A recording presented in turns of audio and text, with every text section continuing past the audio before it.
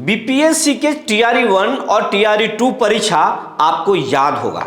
BPSC के अध्यक्ष अतुल प्रसाद और शिक्षा विभाग के अपर मुख्य सचिव के पाठक किस तरीके से हड़बड़ी में थे, कितनी तेजी में थे, लगातार परीक्षा ले रहे थे, काउंसलिंग करवा रहे थे, नियोजन पत्र बांट रहे थे और थंब इम्प्रेशन करा रहे थे, पूरी तरीके से हड़बड़ी में थे।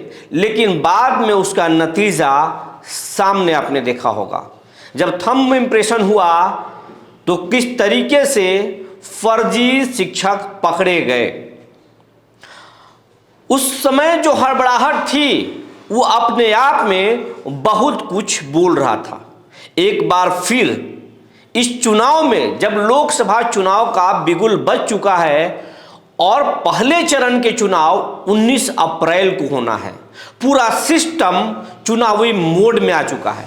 लेकिन इसी समय सूत्रों के हवाले से एक बड़ी खबर निकलकर सामने आई है और खबर यह है कि जो बीपीएससी ने सक्षमता परीक्षा का रिजल्ट जारी किया है, उस रिजल्ट जारी होने के बाद जो बीपीएससी के, माफ कीजिएगा, जो सक्षमता परीक्षा पास करने वाले जो नियोजित शिक्षक हैं, उनका काउंसलिंग इसी महीने में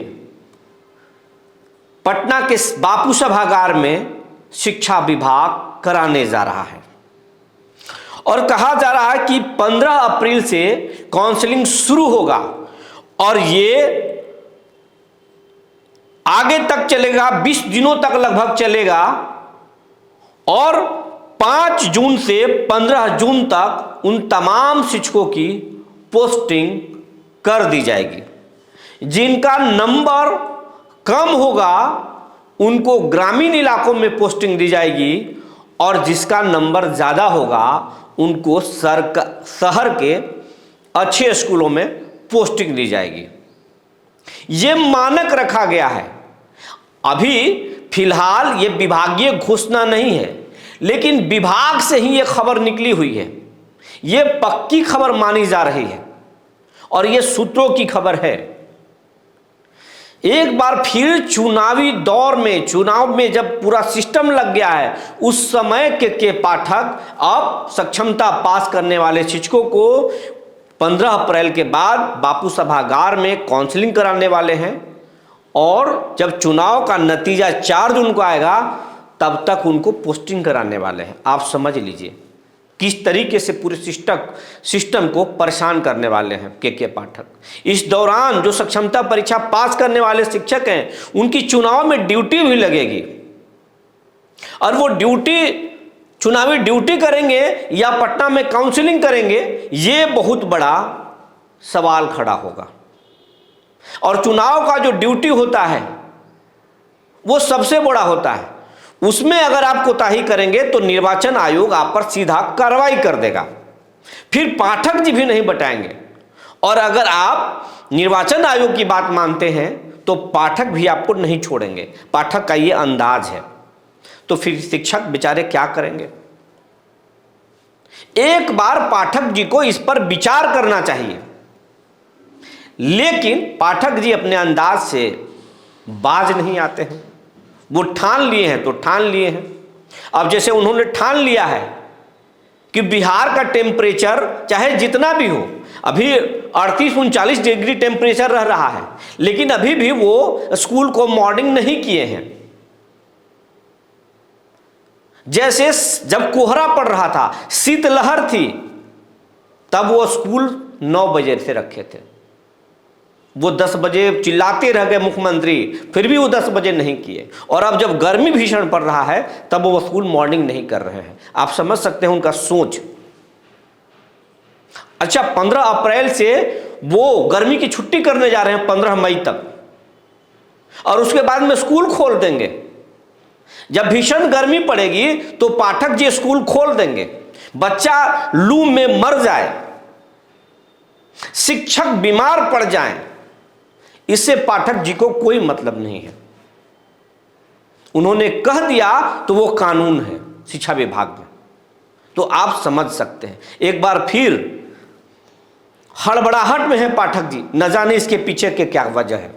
आप देखे होंगे TRE 3 का जो एग्ज़ाम लिया जा रहा था, किस तरीके से गड़बड़ी, पूरा रैकेट पकड़ाया झारखंड के हजारीबाग से, और कैसे कैसे माफिया पकड़े गए, उसमें सिस्टम के लोग भी शामिल थे, जिसको आर्थिक अपराध इकाई ने ट्रैक भी किया, लेकिन अब चुनाव के वजह से वहां तक लोग नहीं पहुंच पा रहे हैं।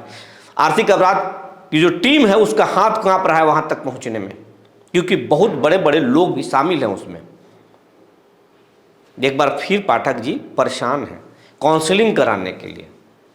अभी लिस्ट जारी नहीं हुई है, पत्र आया नहीं है, लेकिन यह पक्की खबर मानी जा रही है सूत्रों के अनुसार।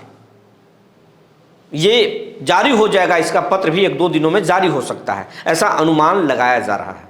तो आप समझिए क्या होगा बिहार में, शिक्षा विभाग किस ओर जा रहा है। लेकिन एक बात इधर इसी बीच में हम आपको बताने जा रहे हैं, जो सक्षमता परीक्षा नहीं दिए हैं शिक्षक, अब वो नहीं चाहते हैं सक्षमता परीक्षा देना, क्यों अब नियोजित बन के ही रहना चाहते हैं। ये बड़ी खबर आपको बता रहे हैं। और खबर समाप्त करने से पहले हम आपसे विनम्र अपील करना चाहते हैं, आप हमारे चैनल को ज़्यादा से ज़्यादा सब्सक्राइब कीजिए और बेल आइकन को दबाइए। आपके सब्सक्राइब करने से आपको पैसा नहीं लगता है, लेकिन आपका एक सहयोग हमारे चैनल को बड़ा बना सकता है, ताकतवर बना सकता है। और जब हमारे चैनल का ताकत बड़ा होगा तब हम आपकी आवाज़ मजबूती से उठाएंगे और आपकी बात सरकार भी सुनेगी और उसको सुनना पड़ेगा, और अभी भी सुनता है। लेकिन जब चैनल बड़ा होगा तो आपकी हर छोटी बात सरकार तक पहुंचाकर हम सरकार को झकझोरने की कोशिश करेंगे। ये आपसे मेरा विनम्र अपील है, आप मेरे चैनल को ज़्यादा से ज़्यादा सब्सक्राइब कीजिए। आप सभी शिक्षक भाई लाखों में हैं, आपकी संख्या लाखों में है, लेकिन अभी हमारा चैनल छोटा है। आपका आशीर्वाद मिला है, ये बात भी सत्य है। आपने बहुत तेज़ी से हमारे चैनल को बड़ा किया है, लेकिन फिर भी आपसे बहुत उम्मीद है, आप हमारे चैनल को बड़ा कीजिए।